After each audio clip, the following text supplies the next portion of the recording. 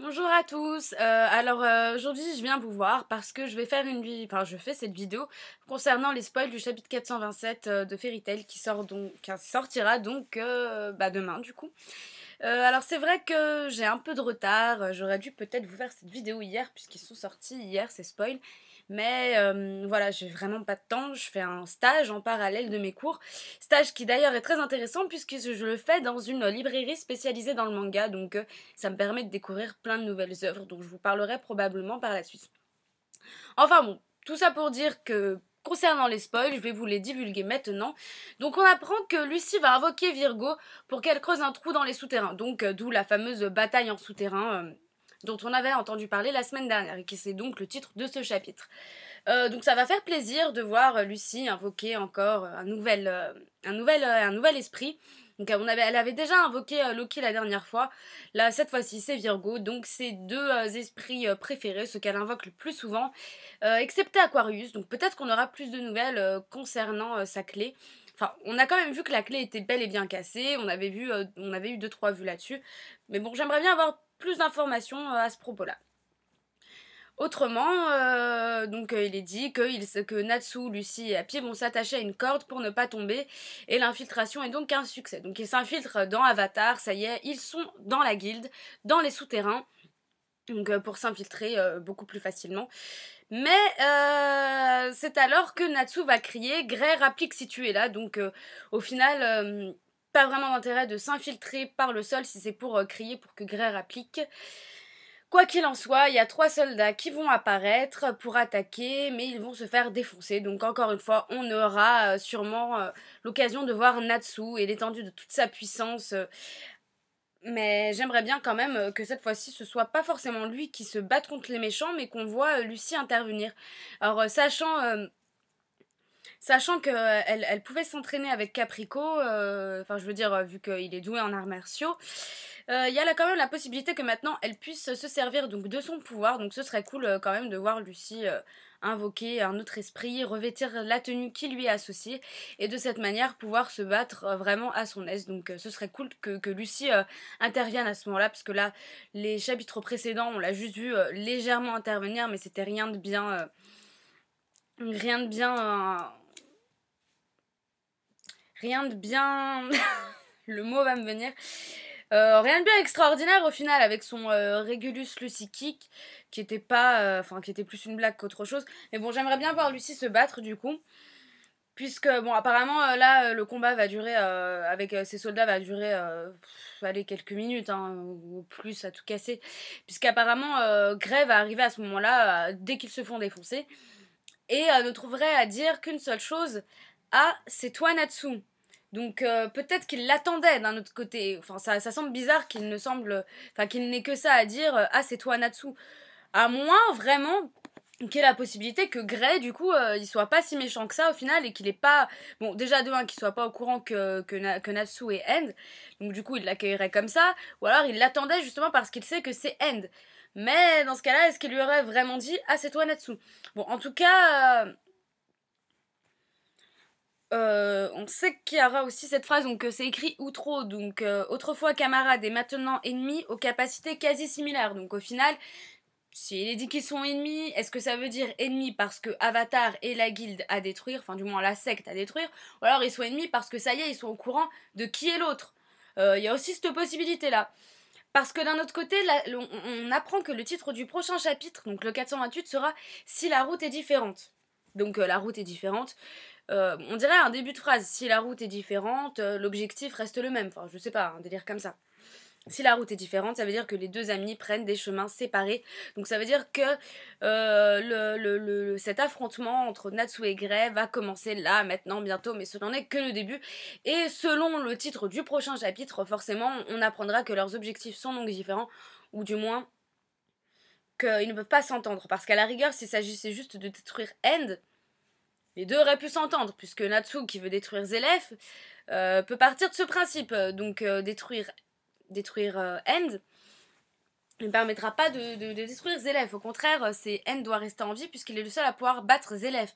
En revanche, On sait que... Bon, on suppose que Natsu n'est pas au courant de qui il est réellement, donc peut-être que dans l'état actuel des choses, son objectif est également de retrouver End, comme il est celui de Grey. Donc pour que End prenne conscience Enfin, que Natsu prenne conscience qu'il est End, il faudrait que... Faudrait que Zélef intervienne, donc peut-être qu'on le reverra prochainement, comme j'arrête pas de vous le dire, faudrait que Zélef intervienne prochainement pour qu'on puisse savoir ce qu'il en est. Mais en tout cas, là, on est sûr, ça y est, il va y avoir la retrouvaille de Grey et Natsu. Qui va donc donner lieu à un combat, logiquement, puisqu'il est dit mais autrefois camarade et maintenant ennemi aux capacités quasi similaires. Donc ces capacités quasi similaires, ça veut dire que Natsu, sans être en mode End, a les mêmes capacités que Grey.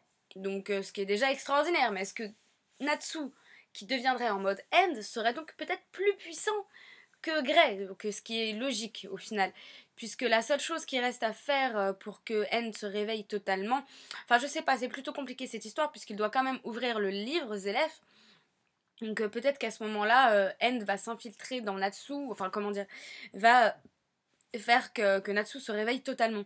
Donc ça voudrait dire que là, Natsu ne serait pas au maximum de ses capacités, et du coup, il serait donc plus fort que Grey, même Grey en mode Devil Slayer.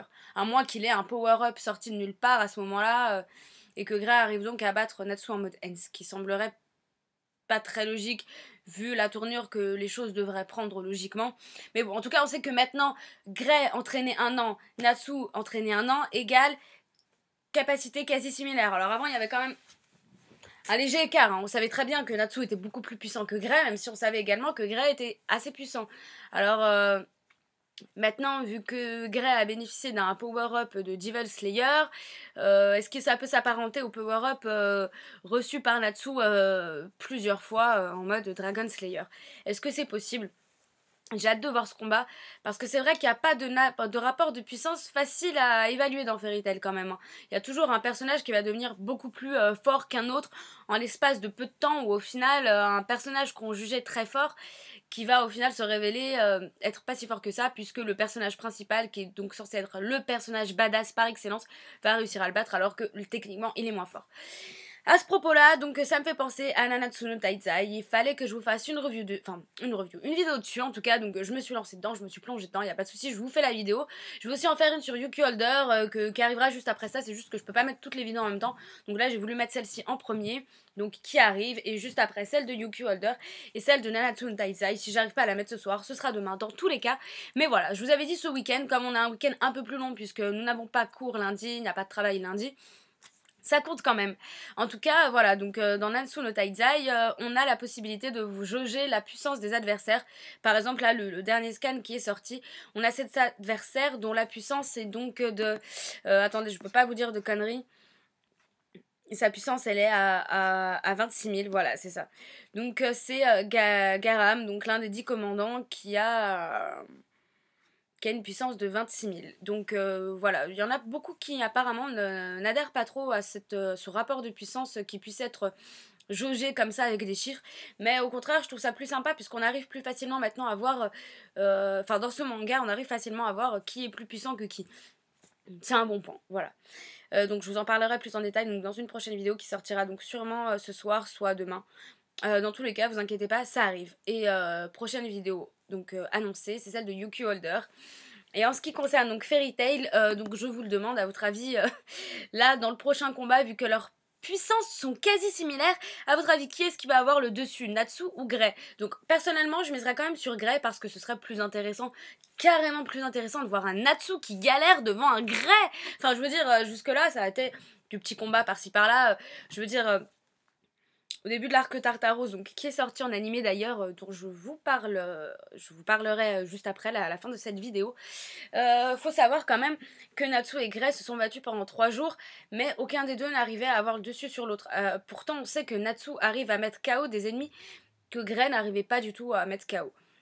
Donc au final maintenant on va dire qu'ils sont vraiment badass tous les deux, ils ont tous les deux eu un power-up de malade mental, mais lequel arrivera à triompher de l'autre. Moi je mise plutôt sur Grey parce que ce sera plus logique, plus intéressant, même si au final on sait que Natsu est le plus puissant de tous les mages, qu'il peut même arriver à battre Gildarts à la fin du manga, parce que c'est Natsu, c'est le personnage principal et c'est comme ça que ça doit se passer.